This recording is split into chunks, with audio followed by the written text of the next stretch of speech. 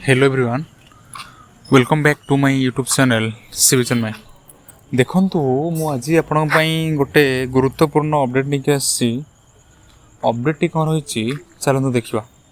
देखंतु आपणकर ओपीएससी तरफ गोटे नोटिस आसी। नोटिस कौन रही ना आपण मानकर जो एडवोकेट जनरल ऑफिस रे असिस्टेंट सेक्शन ऑफिसर पदवी आसीथिला। से पदवी पाई आपणकर ओडिशारू टोटाली 55,148 कैंडिडेट अप्लाई करछंती। टोटाली आपणकर 55,148 कैंडिडेट यही पदवी पाई अप्लाई करछंती। ता भितर आपणकर 23,713 कैंडिडेट 13 जन कैंडिडेट आपणकर ओमेन आउ जा रहिला आपणकर मेन।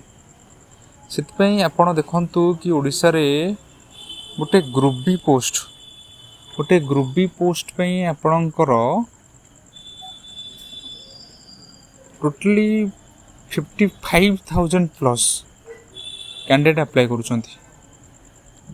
कट थ्रू कंपटीशन ସେଥିପାଇଁ ଆପଣ ଆପଣଙ୍କର प्रिपरेशन जोरदार जारी रखନ୍ତୁ।